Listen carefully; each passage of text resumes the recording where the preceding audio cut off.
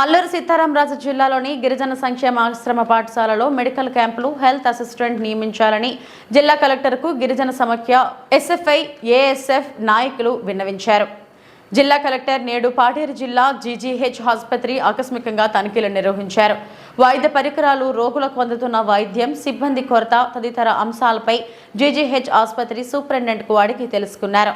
వీలైనంత వరకు మెరుగైన వైద్యం ఇక్కడే అందే విధంగా చర్యలు తీసుకోవాలని, కేజీహెచ్కు తరలించకుండా వైద్య సేవలు ఇక్కడే అందే విధంగా చూడాలని సూచించారు.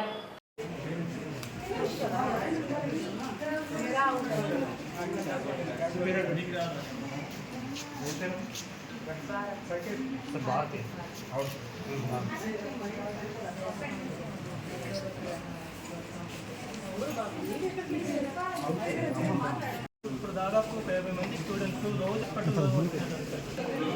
11 మంది కళ్ళు పడిపోయేలా రాస్తున్నాయి.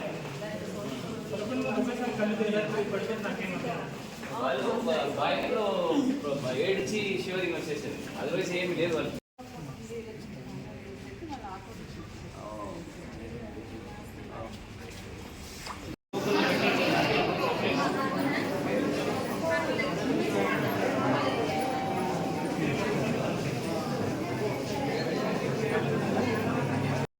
నేను సూపరింటెండెంట్ గారు అండ్ ప్రిన్సిపల్ గారు ముగ్గురు కూడా ఆల్ డిపార్ట్మెంట్స్లో ఉంటున్నాయి. All wards, ICUs and operation theatres, post operation locations, wards ఇవన్నీ కూడా ఒకసారి పర్యవేక్షించడం జరిగింది.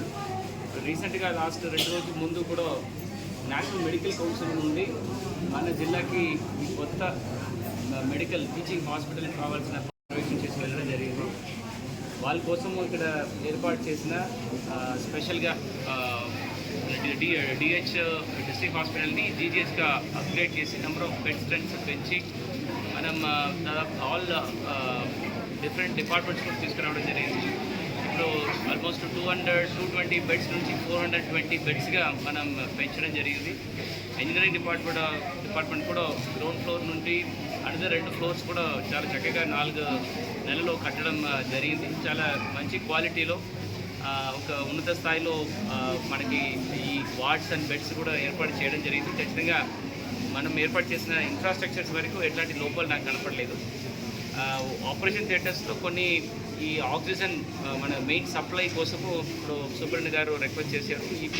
ఈ ఏపీఎస్ఎండిసి ఇంజనీర్స్ కూడా దాని గురించిన కోరికలు పెట్టడం జరుగుతుంది. Otherwise we sufficient operation theatres already మన అందుబాటులో ఉంది. కిందలో మనకి ఇంకా స్టాఫ్ కొరతలు చాలా కనపడుతుంది.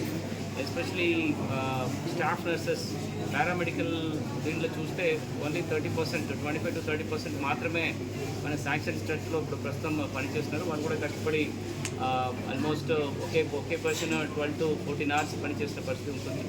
ఖచ్చితంగా ఆల్రెడీ రీజనల్ డైరెక్టర్ గారికి we will put a request to fill up ఈ సీట్స్ అన్ని కూడా త్వరగా ఫిలప్ చేయడానికి ఖచ్చితంగా ప్రయత్నం చేస్తాము. అండ్ మనకి నెక్స్ట్ వచ్చిన పేషెంట్స్కి కావాల్సిన మంచి ఆహారాలు ఇస్తున్నారా లేదా అని కూడా పేషెంట్స్ దగ్గర వాళ్ళ దగ్గర అడగడం జరిగింది. They are all satisfied. Nevertheless అప్పటికప్పుడు సూపరింటెండెంట్ గారు, ప్రిన్సిపల్, నేను కూడా వచ్చేసి ఇక్కడ టేస్ట్ ఫుడ్ ఎట్లా ఉంటుంది, వాళ్ళు క్వాలిటీ ఖచ్చితంగా టేస్ట్ చేస్తాము. ఇది సూపరింటెండెంట్ గారు డైలీ చేస్తున్నారు. ఎస్పెషల్లీ పీడియాట్రిక్ వార్డ్స్లో మనకి పీడియాట్రిషియన్స్ లేన వలన మనకి ఎనీ సర్జికల్ విషయం మనం చేయలేకపోతున్నాం. దాని గురించి కూడా ఖచ్చితంగా ప్రయత్నం చేసేసి ఎనీ పీడియాట్రిక్ సర్జన్స్ కానీ ఆర్ మంచి పీడియాట్రిషియన్స్ కూడా తీసుకురావడానికి ప్రయత్నం చేస్తాము.